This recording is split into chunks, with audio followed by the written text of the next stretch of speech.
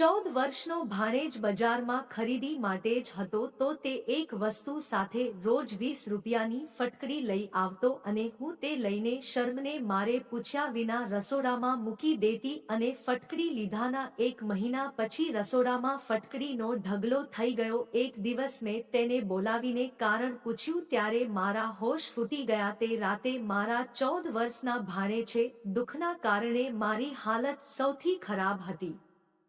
મારી હાલત એવી હતી કે હું ઘરનું કોઈ કામ કરી શકતી ન હતી। આખું ઘર વેર વિખેર હતું। વાસણનો ઢગલો એક તરફ રસોડામાં હતો અને બીજી તરફ ગંદા કપડાં। જો હું આ કાર્ય થોડું મોડું કરું તો પણ વાંધો ન હતો, પણ મુદ્દો રસોઈનો હતો। રસોઈ તો મારે તેના ટાઈમે જ કરવી પડે, કોઈ પણ પરિસ્થિતિમાં કે ગમે તેટલી મુશ્કેલીમાં હોવ તો પણ। આ ઘરમાં હું મારા પતિ સાથે રહેતી હતી। મારા લગ્નને ઘણો સમય વીતી ગયો હતો। હું કોલાદ માટે તરફથી હતી, પણ મારા પતિનો રિપોર્ટ સારો ન હતો, જેના કારણે તે પણ છુપાતા નહીં તો તે પણ મને છોડીને બીજા લગ્ન કરી લીધા હોત। મારી સાસુ તો સ્વીકારવા તૈયાર નહોતી કે ખામી મારામાં નથી પણ તેના પુત્રમાં છે। તેને વધારે પડતી સમસ્યા ન હતી, એ થોડી દવાથી સ્વસ્થ થઈ શકે તેમ હતા, પણ મારા પતિને જીભ હતી કે ડોક્ટર ખોટું કહે છે। મારી જિંદગી બસ આમ જ પસાર થઈ રહી હતી। સવારે કામ પર જાય અને સાંજે મોડા પાછા આવતા તો આખો દિવસ ઘરમાં એકલી રહેતી, સાથે ઘર નીચે જ વસ્તુઓ લાવતી હતી અને પછી કોઈ પણ પ્રકારનું કામ કરતા ન હતા। હકીકતમાં તેઓ મારી સાથે વાત પણ કરતા ન હતા। તેમનું મનમાં શું ચાલી રહ્યું હતું, તેઓ શું ઈચ્છતા હતા, આજ સુધી સમજી શકી નહીં કે સંપૂર્ણપણે બંધ થતા તેથી નારાજ કોઈને કહેવા માંગતા ન હતા, કદાચ તેની પત્નીને પણ નહીં, પણ આટલું તો હું સમજી ગઈ હતી કે બાળકના કારણે જ પરેશાન છે। કદાચ અંદરથી તેઓ પોતાને દોષિત માનતા હતા, પણ તેને મેં કહ્યું નહીં। પરંતુ થોડા સમયથી મારી તબિયત સારી લાગતી ન હતી। નાભી નીચે દુખાવો થતો હતો। આ દુખાવો 2-3 મહિનાથી સામાન્ય હતો પણ હવે વધતો જતો હતો। મને સવારે એટલો દુખાવો ન હતો, પણ સાંજ પડતા દુખાવો વધી જતો। એક નાનું કામ કરવું પણ મુશ્કેલ હતું। એ મારા પતિને મારી તબિયત વિશે 2-3 વખત કહ્યું, પણ તેને ધ્યાન ન આપ્યું, પણ કહ્યા વગર દર્દ સહન કરી લેતી અને વધુ દર્દ હોય તો દવા પી લીધી તેમ થોડી વાર માટે પીડાથી રાહત રહેતી। અને સૌથી મોટી સમસ્યા એ હતી કે મારે કોઈ સંતાન નહોતું, તો હું બીમાર થઈશ તો મારી સંભાળ કોણ લેશે? મારા પતિ બીમાર રહેતા હતા તો હું તેમની ધ્યાન રાખતી, પણ મને કાંઈ થાય તો પાણી આપનાર પણ કોઈ નહોતું। એક દિવસ અચાનક મારી મોટી બહેન બીજા શહેરમાં આવી। તે એક સંબંધીના લગ્ન માટે આવી હતી અને પરત ફરતી વખતે મારા ઘરે પણ આવી હતી। તે મને જોઈને ચિંતિત થઈ ગઈ। સાંજનો સમય હતો અને દરવાજે બેલ વાગી ત્યારે મારું દર્દ વધુ હતું। મારામાં ઉઠીને દરવાજો ખોલવાની હિંમત નહોતી, પણ મેં સાંજે મારા પતિ આવે છે એટલે મારે જવું પડ્યું। પણ મારી બહેન મારી સામે હતી। તે મને જોઈને આનંદ થયો, સાથે આશ્ચર્યચકિત પણ થઈ। તે કહેવા લાગી કે આટલો સમય કેમ લાગ્યો? દરવાજો ખોલતા ક્યારની આવી છું। પછી મેં તેને શરબત પીવડાવી અને મારે આંખે રામકથા સંભળાવી। તેને જોયું કે મારો રંગ દુઃખના કારણે નિષ્ક્રિય થઈ ગયો છે, તેથી એ મારી વાત સાંભળી અને વિચારમાં પડી ગઈ। પછી મને કહ્યું કે હું ઉતાવળમાં છું, મારી પાસે ટ્રેનની ટિકિટ છે અને મારે ગમે તેમ કરીને જવું પડશે ઘરે। મારા પતિ અને મારા બાળકો ન હોત તો હું તને ડોક્ટર પાસે લઈ ગઈ હોત, પણ હું લાચાર છું, રોકાઈ શકતી નથી। તેથી આ કહ્યું અને પછી તેને વિચાર્યું કે તેની સાથે તેનો 14 વર્ષનો પુત્ર દીપ હતો। તેને કહ્યું કે હું દીપને તારી પાસે છોડીને જાઉં છું, તેને લઈ રિક્ષામાં ડોક્ટર પાસે બંને ચાલ્યા જશો અને તે તારું ધ્યાન રાખશે અને તારું કામ પણ કરશે, કારણ કે તેની રજા ચાલે છે। એના કપડાં પણ મોકલી આપીશ। અત્યારે તે માત્ર 2 જોડી લાવ્યો છે। મારી બહેનને મારી ચિંતા હતી એટલે તે તેના દીકરાને મારી પાસે મૂકીને ચાલી ગઈ। છેલ્લી વખતે મેં મારા ભાણેજને જોયો હતો ત્યારે તે 10 વર્ષનો હતો અને આજે તે તેની ઉંમર કરતા મોટો દેખાય છે। એટલું જ નહીં પણ તે બહુ સમજદાર પણ હતો। તેની અમારી સાથે નહોતી, કારણ કે મારી બહેન બીજા શહેરમાં રહેતી હતી. મારી બહેનની ડોક્ટર પાસે જવાની વિનંતી પણ ડોક્ટર પાસે ગઈ જાતે જઈ શકતી હતી પણ મને એકલી જતા ડર લાગતો હતો. મારું ઘર હોસ્પિટલથી દૂર હતું તેથી ત્યાં જવા માટે ઘણો સમય લાગતો હતો. લગભગ 35 મિનિટની મુસાફરી કર્યા પછી અમે હોસ્પિટલ પહોંચ્યા. ઘણા સમય પછી મારો નંબર આવ્યો એટલે હું દીપ સાથે ડોક્ટરને મળવા અંદર ગઈ. ડોક્ટર સાહેબે દીપને એક તરફ બેસવા કહ્યું અને મારું ચેકઅપ કરી.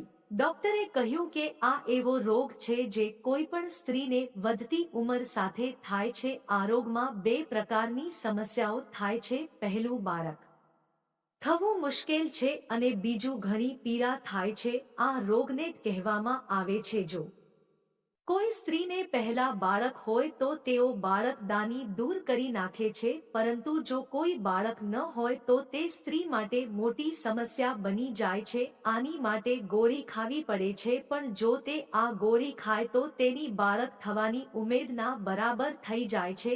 આવી સ્ત્રીઓ માટે ઓપરેશન જ છેલ્લો રસ્તો છે, પરંતુ તેમાં વધુ પૈસા લાગે છે કારણ કે તમને બાળકો નથી. એટલા માટે હું તમને ગોળીઓની સલાહ નહીં આપું, ઓપરેશનની સલાહ આપીશ. તમે 1 લાખ રૂપિયા જમા કરવા પડશે. પછી ઓપરેશન પછી તમારી પીડા દૂર થશે અને જો ભગવાનની ઈચ્છા હશે તો તમને બાળક પણ થશે. ને 1 લાખનું સાંભળીને સાપ સૂકી ગયો. આ જમાનામાં પેટ ભરવું મુશ્કેલ થઈ રહ્યું હતું અને મોંઘવારીના જમાનામાં 1 લાખ ક્યાંથી ભેગા કરી શકું. કશું બોલ્યા વગર ત્યાંથી ચાલી ગઈ. આખા રસ્તે ઉનાળાની ગરમીને કારણે મારી હાલત ખરાબ થઈ ગઈ હતી. સાંજે અમે ઘરે પહોંચ્યા ત્યારે હું ખૂબ ઉદાસ હતી પણ ઘણી વધી ગઈ હતી. મારી હાલત જોઈને દીપે કહ્યું કે તમારે આરામ કરવો જોઈએ, હું તમને દવા આપું છું. પણ મારા મનમાં તો બસ રસોઈનું હતું. ઘરના બધા કામ બાકી હતા. હું દુઃખમાં પણ આરામ કરી શકતી ન હતી. સાંજની ચા પણ બનાવવાની હતી. એમ જ વિચાર કરી રહી હતી કે દીપ ચાનો પ્યાલો લઈને મારા રૂમમાં આવ્યો. તેને ચા મારી સામે મૂકી અને ચૂપચાપ પાછો ચાલ્યો ગયો. ને ચા પીધી ત્યારે મારા મને થોડો આરામ મળ્યો. મેં પણ સાંભળ્યું હતું કે પેટમાં દુખાવો હોય તો ગરમ વસ્તુ પીવી જોઈએ. પછી મને યાદ આવ્યું કે રસોડામાં વાસણો સાફ કરવાના હતા. આરામથી ઊભી થઈ અને રસોડામાં ગઈ અને જોયું તો દિવ્ય વાસણો સાફ કરી દીધા હતા. તેની સામે જોયું તો તેને કહ્યું કે મને આદત છે, હું માને પણ કામમાં મદદ કરું છું અને કહ્યું તમારે રાધાની કોઈ જરૂર નથી અને પૈસા આપો, બજારમાંથી ખાવાનું લઈ આવું છું. અને આશ્ચર્યચકિત કરી રહ્યા હતા. નાનકડો બાળક હોવા છતાં કેટલો સમજદાર હતો, જાણે કે 20 વર્ષનો હોય. કેટલાક બાળકો ઉંમર પહેલા સમજુ બની જાય છે અને દીપ તેમાંથી એક હતો. મેં કહ્યું ના, મારા પતિને બજારનું ખાવાનું પસંદ નથી, મારે ઘરે જ બનાવવું પડશે. બસ બનાવવા માટે સામાન લઈ આવો. મેં તેને પૈસા આપ્યા અને તે સામાન ખરીદવા ગયો. જ્યારે તે થોડીવાર પછી પાછો આવ્યો ત્યારે મેં સામગ્રી ચેક કરી ત્યારે બધું બરાબર હતું પણ એક અનોખી વસ્તુ લાવ્યો હતો. તે સામાન સાથે ફટકડી લઈને આવ્યો હતો અને તેને પૂછ્યું નહીં. મને થયું ભૂલથી લઈ આવ્યો હશે. હવે તે દરરોજ થવા લાગ્યું. હું તેને કાંઈ પણ લેવા કહેતી તો 20ની ફટકડી પર લાવતો અને હું તેને રસોડામાં રાખી દીધી. મારી પાસે ફટકડીનો ઢગલો થઈ રહ્યો હતો. પહેલા મેં વિચાર્યું હતું કે ભૂલથી થયું છે પણ હવે તે રોજ બનતું હતું. પણ હું દીપને માસૂમ સમજતે હોવાથી કાંઈ પણ પૂછી શકતી નહીં. ગીતના આવ્યા પછી મને નહીં પરંતુ મારા પતિને પણ આરામ થયો હતો. જો તેને પણ કોઈ વસ્તુની જરૂર હોય તો તે દીપ પાસે મંગાવી લેતા, નહીં તો તે ઓફિસેથી થાકીને આવે અને જો કંઈ કામ આવે તો તેને જાતે જ દુકાને જવું પડતું. તે તેના માટે બહુ મુશ્કેલ કામ હતું. દુનિયામાં ઓલાદ વગરનું દુઃખ કોઈક જ સમજી શકે છે. મારા પતિને પણ થોડી બીમારી હતી પરંતુ હવે મારામાં પણ વિવિધ બીમારીਆਂ થવા લાગી હતી અને મારી પાસે ઓપરેશનના પૈસા ન હતા અને ગોળીઓ મારે ખાવી નહોતી. પણ દી અમારા બંને પતિ પત્ની માટે કામ સરળ બનાવતો હતો. ત્યાં એક મોટી સમસ્યા હતી અને તે હતી ફટકડીની સમસ્યાઓ. સ્ત્રીઓ ઘણી બધી બીમારીઓથી ટેવાયેલી હોય છે અને મેં સાંભળ્યું હતું કે ફટકડીનો ઉપયોગથી સ્ત્રીની બીમારીઓ દૂર થઈ જાય છે. એ જ વિચારીને શરમના કારણે દીપને તે વિશે પૂછતી નહીં કે તે ફટકડી કેમ લાવે છે, શું તેને મારી અને ડોક્ટરની વાત સાંભળી હતી. મારે તેને કહેવું હતું કે તે આ ન લઈ આવી. એક દિવસ મેં તેના પૂછ્યું તો તેની વાત સાંભળીને હું આશ્ચર્યચકિત થઈ ગઈ. દીપ નિવાસ સાંભળી રૂમમાં ગઈ અને વિચારતી રહી, મતલબ કે તે રાત્રે અમે બંને પતિ પત્નીની વાત સાંભળતો હતો. તેની વાત સાંભળીને મારું દિલ ઈચ્છતું હતું કે હું રડવા લાગુ કે મારા દિમાગમાં પણ નહોતું આવતું કે તે મારું આવું રહસ્ય શોધી કાઢશે જેને બધાથી છુપાવ્યું હતું. ત્યારે મારા પતિની વાત સાંભળી હતી ને તે મને કહ્યા વગર હતો પણ એ કહેવાની હિંમત ન કરી શક્યો કે મારે આ ભાગ પાડવી જોઈએ. દરવાજો બંધ કરી દીધો અને જોરથી રડવા લાગી. મારી એવી હાલત હતી કે કાપો તો લોહી નહીં નીકળે. એક તરફ બાળક ન થવાની ચિંતા અને બીજી તરફ આ મુદ્દો એવો હતો કે મારા ભત્રીજાને મારી સાથે વાત કરવામાં શરમ આવતી હતી. થોડીવાર પછી દરવાજો ખખડાવ્યો ત્યારે મને કહ્યું કે હું સવારે પાછો જાઉં છું અને અહીં રહી શકતો નથી અને શાળામાં આવતી હતી કે તેની કેવી રીતે રોકી શકો. સવારે તે પાછો ચાલ્યો ગયો. તેમને આગમનને કારણે સામાન્ય આસાની હતી, ત્યાં ઘણી સમસ્યાઓ પણ થઈ રહી હતી. મેં કિચનના બોક્સમાં ફટકડીનો ઢગલો કાઢ્યો. મારા હૃદય કર્યું કે બધું કચરામાં ફેંકી દઉં. પછી વિચાર્યું કે દી મારા સારા માટે જ કરી રહ્યો હતો. તેને કંઈ ખોટું કર્યું નથી અને ફટકડી ઉપાડીને તેને પાણીમાં નાખી અને તે થોડીવાર પછી તે પાણી કે સ્નાન કર્યું. ઘણા દિવસો સુધી ફટકડીના પાણીથી સ્નાન કરતી રહી અને મારો રોગ દૂર થતો ગયો અને એ રોગ હતો જેથી મારા શરીરમાંથી દુર્ગંધ આવતી હતી. તેથી જ હું વધુ એકલી રહેતી, પરંતુ મારા પતિ મારી સાથે જ રહેતા. તે મને ઘણું કહેતા હતા. આ એક બીમારી હતી. પછી દરરોજ ફટકડીના પાણીથી નાવાથી મને આ રોગ દૂર થતો હતો. પછી મને સારું થયું. એ મારું જીવન સરળ બની ગયું કારણ કે તે રાત્રે મારા પતિ કહેતા હતા કે મને તારામાંથી બહુ દુર્ગંધ આવે છે. એક રાત્રે મારા પછી મારી સાથે આવી જ વાતો કરી રહ્યા હતા જે દીપેશ સાંભળી લીધી હતી અને કહ્યું કે તે માટે હું આ ફટકડી લાવતો હતો જેથી હું તમને આ બીમારીનો ઈલાજ કરી શકું. દીપેશ જણાવ્યું કે તેના મિત્રને પણ આ જ બીમારી હતી અને દરરોજના અવાજ હતા. દુર્ગંધ તેનામાંથી આવતી હતી અને તેનું જીવન બરબાદ થઈ ગયું હતું. મિત્રો સાથે બેસી શકતો ન હતો.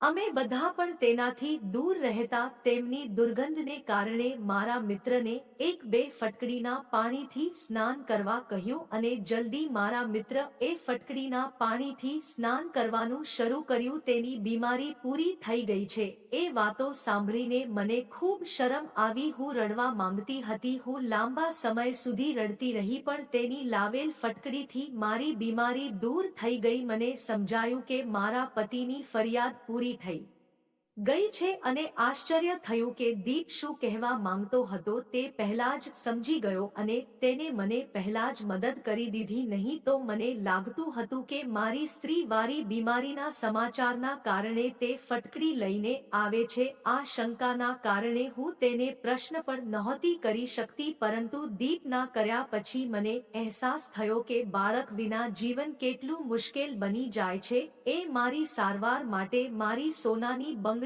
વેચી નાખી અને ઓપરેશન પછી પીડાથી પણ છુટકારો મળી ગયો. પછી મારી બહેને મારી સાથે વાત કરી. તેને કહ્યું કે તે વેદ પાસેથી એવી દવા લઈ આવી છે જે રોજ રાતે તારા પતિના દૂધમાં ફેરવીને આપવાની અને ચિંતા ન હતી કારણ કે મારા પતિ રોજ સૂતા પહેલા એક ગ્લાસ દૂધ પીતા હતા. મેં દવા લીધી અને મારા પતિને પણ આ વિશે જણાવ્યું નહીં. 6 મહિના સુધી તેના દૂધમાં દવા ભેરવતી રહી. પછી મને ખબર પડી કે હું માં બનવાની છું. હું તો એટલો મોટો નહોતો, માત્ર મારા પતિને થોડી સારવાર કરાવી પડે તેમ હતી તે માટે જ તે તૈયાર થઈ રહ્યા ન હતા, પરંતુ મારો વિશ્વાસ સાચો થયો અને ભગવાને મને પુત્ર આપ્યો. મારા પતિએ મને કહ્યું કે તેને ખબર હતી કે હું દૂધમાં દવા ભેરવો છે. તે દવા જોઈ ગયા હતા તો પણ કે ચૂપચાપ દૂધ પીતા હતા, કારણ કે તેઓને પણ સમજાયું હતું કે બાળક વિના માનવીનું જીવન નથી. તેથી દવા લેતા રહ્યા, કારણ કે તેમને પણ બાળકો જોતા હતા. અને જો તમને મારી સ્ટોરી પસંદ આવી હોય તો લાઈક, શેર, સબસ્ક્રાઇબ જરૂરથી કરજો અને સ્ટોરી કેવી લાગી છે તે કોમેન્ટમાં જરૂરથી જણાવજો. આભાર.